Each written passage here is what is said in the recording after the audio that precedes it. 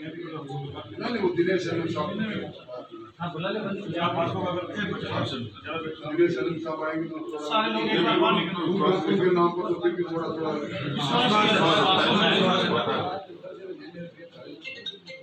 बुला लो 5 आदमी बात बाकी असल में जो सरवणी जी बैठे दो तीन आदमी बाकी आ जाओ।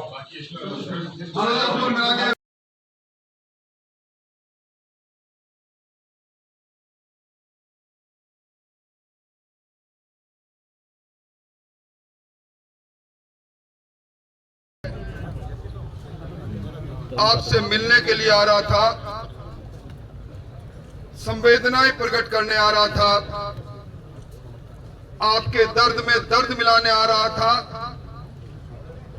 मेरी छोटी बहन ने कहा भाई साहब भद्रा लग जाएगी, मैं राखी बांधने आ रही। मेरे दिलो और दिमाग में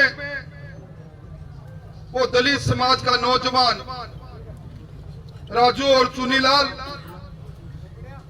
और सवाल उठा कि कहीं न कहीं उसकी बहन भी इंतजार कर रही होगी कि रक्षाबंधन के दिन मेरा भाई आएगा, परंतु बेरहमी से कुचला गया। इस दर्द को जब मैंने मेरे मन में महसूस किया तो मैंने मेरी बहन को कहा शाम को के समय में, रात्रि के समय में भद्रा जब टूट जाएगी तब रक्षाबंधन के लिए राखी बंधवाऊंगा। आज मैं उन पीड़ितों के बीच में जा रहा हूं जो ऐसे दर्दनाक हादसे के शिकार हुए हैं। मैं बरसों से राजस्थान की विधानसभा में हूं, बरसों से सार्वजनिक जीवन में हूं, घटनाएं कई देखी है, सुनी है, पर ऐसी बेखौफ घटनाएं, ऐसी दर्दनाक घटनाएं, और ऐसा मैं राज कहूं, अभी पुखराज जी बोल रहे थे, मुझे अच्छा लग रहा था। तन से, मन से, धन से पीड़ितों के साथ खड़े मिलेंगे। न्याय की लड़ाई के अंदर जहां आपको जरूरत मिलेगी, आपकी आवाज आएगी, आवाज के साथ अपनी आवाज को मिलाएंगे। आपके इन दोनों हाथों के साथ अपने मेरे भी हाथों को शामिल मानना। हाथ कटने की बारी आएगी तो पहले मेरे 2 हाथों पर चोट लगेगी, तब तक आपके हाथों पर जाएगी। अभी प्रशासन को मैंने कहा है कि वार्ता करना चाहते हैं तो आओ वार्ता कर लें, हमें पर बताओ घटनाएं का अंजाम देने वाले उस गैंग का 007008 वो आपके काका जी थे, आपके ताया जी थे। एसपी साहब कौन थे? क्यों रोके बैठे हो? क्यों इस धैर्य जो धैर्य ये सारी भीड़ बैठी है?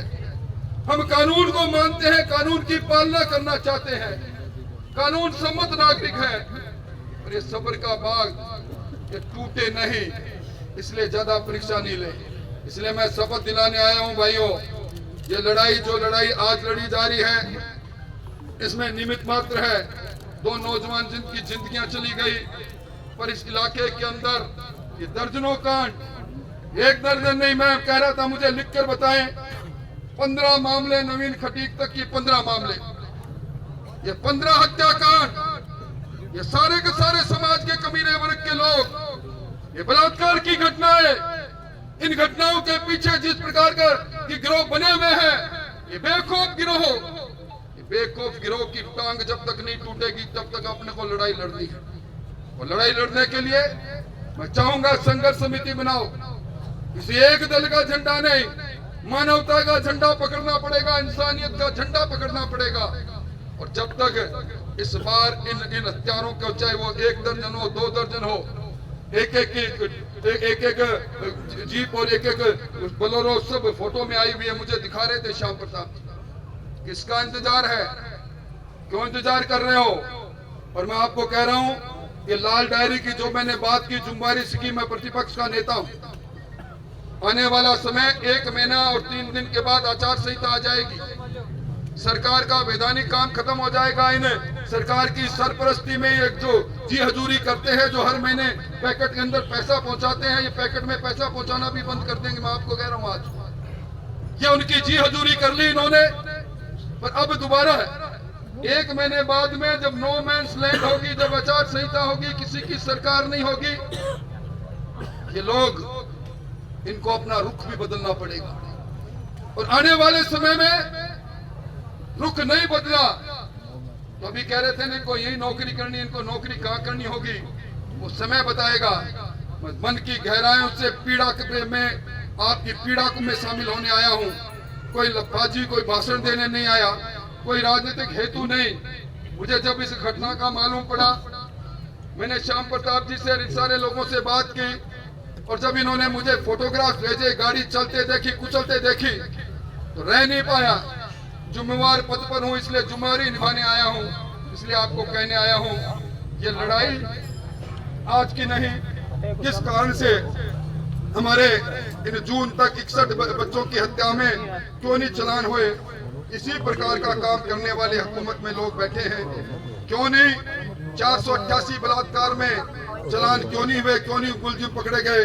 कहीं यही बात इसमें इस प्रकार की नहीं हो जाए, इसलिए सावचेती। और बाबूलाल जी, आप और चुनीलाल जी के पिताजी को कहने आया हूँ, मैं आऊंगा, मेरे साथी आएंगे, आपसे अलग से बात करेंगे। यहाँ बात करके, यहाँ कोई घोषणा करके मैं बड़ा वीर नहीं बनना चाहता, दानवीर भामाशाह नहीं बनना चाहता, पर आपके पुत्र की इस हत्या में आपको न्याय दिलाने में अंतिम लड़ाई तक आपके साथ रहेंगे। और आप सबसे हाथ जोड़कर निवेदन कर रहा हूँ, हम सबको तेरा मेरा नहीं हम बनना पड़ेगा, मुट्ठी ताननी पड़ेगी, आवाज तो हम एक हैं, इसके साथ हमें एक होना पड़ेगा, हमें न्याय का संघर्ष करना पड़ेगा। ये न्याय कोई नहीं दिला पाएगा। ये जनता, जो जनता तंत्र को बनाती है, जो शासन करते हैं, और जब तंत्र बेकाबू हो जाता है और जनता जब वोट की चोट से उसको नस्ते नबूद करती है तो तंत्र अपने आप काबू में आ जाता है। इस तंत्र को सबक सिखाने के लिए इस लोकतंत्र में लोक की आवाज सबसे बड़ी आवाज है। इस आवाज को भगवान के लिए, ईश्वर के लिए दबने मत देना नौजवानों। ये घटना जो आज इन दो नौजवानों के साथ हुई है, अगर इसमें न्याय नहीं मिला, फांसी नहीं हुई, तो कल फिर किसी का घर उजड़ेगा, फिर किसी की बहन रक्षाबंधन पर आंसू बहाएगी। से यहाँ की चर्चित गैंग जो वर्ष पर्यंत काम कर रही है, जिनको पूरा इलाका 007 008 गैंग के नाम से जानता है, जिन पर दर्जनों मामले दर्ज है, उन्होंने कुचल कर मारा। आज 40 घंटे हो गए, पोस्टमार्टम हुआ नहीं, डेड बॉडी पड़ी है, टुकड़ों में बटी हुई पड़ी है। पुलिस ने कहा कि 18 लोग थे, अभी 3 लोगों को गिरफ्तार किया, बाकी सब फरार है। परिवार के लोग चाहते हैं, पुलिस पर विश्वास नहीं, क्योंकि 1 दर्जन से ज़्यादा घटनाएं इस इलाके में ऐसी हुई जिनमें हत्याएं, दलित हत्याएं हुई, परंतु कार्रवाई पूरी नहीं हुई। सीबीआई को देना चाहते हैं, सरकार के कलेक्टर एसपी इस पर मान नहीं रहे। मुआवजे की हमने बात की लोगों से, भीलवाड़ा में और दूसरी जगह पर जब किसी कुचल को मारा गया तो 50-50 लाख का मुआवजा सरकार ने दिया। इनको 50-50 लाख का मुआवजा दे, सरकार उस पर नहीं मान रही, सीबीआई की जांच पर नहीं मान रही। इसलिए अब संघर्ष समिति के लोगों को आगे निर्णय करना है कि इनको क्या आगे करना है। हम तो नैतिक समर्थन देने के लिए आए हैं, ये कोई राजनीतिक आंदोलन नहीं, पर इसके लिए भारतीय जनता पार्टी पूरे जिले के अंदर लड़ाई लड़ेगी। हम इसे उपखंड स्तर पर इसके लिए प्रदर्शन करेंगे, धरना देंगे और आवश्यकता होने पर जिले के अंदर कार्रवाई करेंगे और हम इन दलित परिवारों के साथ रहेंगे। सर सब साफ दिखाई देता है, गाड़ियाँ कुचलती दिखाई देती है, गाड़ी बैक होती है और फिर आगे बढ़ती दिखाई देती है। दुर्भाग्य है। अभी आपकी प्रशासन से वार्ता हुई, प्रशासन अगर मांगों पर सहमत नहीं होता फिर अगला कदम क्या लेगा? अगला कदम तय करने का काम संघर्ष समिति का है, इसमें हमारी कोई दखलंदाजी नहीं। संघर्ष समिति जो तय करेगी, उनके साथ नैतिकता के साथ हम लोग खड़े रहेंगे। प्रदेश में दलितों को अक्सर टारगेट किया जाता है, ऐसे कई मामले, एक नहीं दर्जनों मामले। मैं कह रहा हूँ जिस थाने में मैं खड़ा हूँ उसी में 1 दर्जन मामले हैं, इसी 1 साल के मामले हैं, उसी किसी में न्याय नहीं मिला। इसी में दे जो समाज कल्याण विभाग द्वारा दे राशि वो भी नहीं मिली। यहाँ तो मुआवजे की बात तो दूसरी है। सर, चुनावी मौसम में नेताओं को भी आना चाहिए, स्थानीय विधायकों को भी आना चाहिए, निश्चित तौर पर वोट लेने के लिए दलित के साथ। जिन लोगों के वोट से वो जीते हैं उनको आना चाहिए, बात करनी चाहिए, वरना आरोपों के घेरे में वो बच नहीं सकते। जिस तरह की ये गैंग सामने आ रही है, 007 हो चाहे 008 हो चाहे 5600 हो, ऐसी गैंग जो नेक्सस फैला हुआ है। ये राजस्थान के अंदर कोई शहर अछूता नहीं जिसमें इस प्रकार की ऑर्गेनाइज गैंग क्राइम नहीं करते। ये गैंगस्टर रंगदारी वसूल करने का काम करते हैं, रंगदारी नहीं देने पर अपराध करते हैं। इससे बड़ा दुर्भाग्य नहीं हो सकता। चलो ठीक है। अभी ये जो 2 दिन पहले घटना हुई थी, जिसमें आप सबको पता है कि 2 लड़कों का एक गाड़ी से कुचल के एक्सीडेंट करके मारा गया। उसमें अभी तक 3 लोगों को डिटेन किया गया, उनसे पूछताछ चल रही है। इसके अलावा एक गाड़ी डिटेन किया हुआ है और जो इस घटना में और भी जो लोग इन्वॉल्व थे तो करीब 16 लोगों को हमने आइडेंटिफाई कर लिया। करीब 30 टीमें पूरे अजमेर रेंज की 30 टीमें करीब 500 से 600 पुलिसकर्मी सब जगह रेड्स कर रहे हैं और इनकी छुपे रहने की सीकर, नागौर और चूरू और जयपुर इस तरह अलग अलग जगह के लोकेशन मिल रहे हैं। हमारी टेक्निकल टीम भी वहाँ पे काम कर रही है और उम्मीद है जल्दी अरेस्ट कर लेंगे इनसे और अरेस्ट करने के बाद इनको चार्जशीट जल्दी करेंगे। इसको हमारी जो CID क्राइम की एक हीनस क्राइम मॉनिटरिंग यूनिट है उसमें इस केस को ले रहे हैं, लेके जल्दी अच्छी क्वालिटी की इन्वेस्टिगेशन करा के और एक स्पेशल टीम पे अपॉइंट करके फास्ट ट्रैक में इस केस को लेकर जल्दी सजा कराने की कोशिश करें। सर ये जो डिटेन किए गए हैं इन्होंने पूछताछ में क्या खुलासा किया, क्यों इन्होंने इनका मर्डर किया, क्या कारण था, क्या वजह रही? अभी तक इनके पूछताछ में यही आया कि ये एक्चुअली और कोई कुछ लड़के थे जिनसे इनकी दुश्मनी थी, उनके लिए इंतज़ार कर रहे थे। वो उनको ये मारना चाह रहे थे। इनको लगा कि उनको रेकी करने के लिए लड़के आए हुए, इनकी दुश्मनी जो थी उनको लगा कि वो फुल गैंग की पार्ट है, इनकी रेकी करने के लिए आए हुए, इस तरह से इनको सोचना ये तो आरोपी है पूछताछ में ये आया।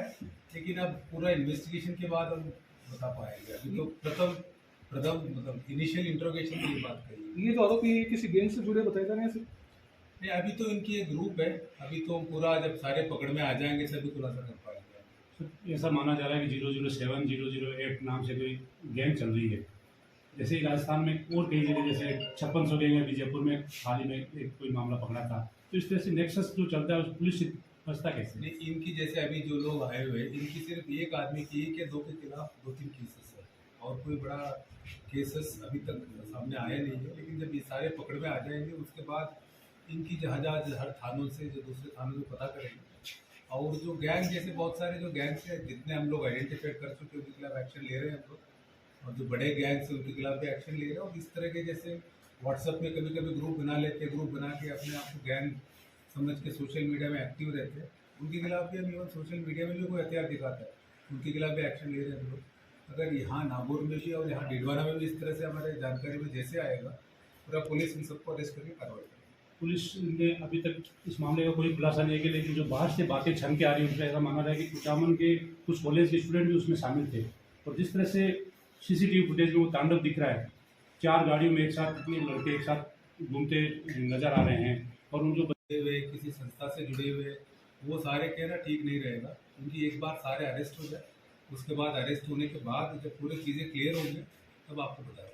सर आपकी परिजनों से और समाज से वार्ता हुई है, वार्ता में क्या बातचीत हुई, क्या आश्वासन आपकी तरफ से दिया गया है? ये अभी वार्ता अभी भी जारी है, अभी कंप्लीट नहीं हुआ। वार्ता में कुछ डिमांड्स परिजनों ने किया है, कुछ आर्थिक कंपेंसेशन की है और यही जो मैंने चीज़ें कहा कि सज़ा कराने के लिए प्लस इसके अलावा मतलब उनके लिए सुरक्षा, इस तरह से कुछ डिमांड्स उन्होंने किए।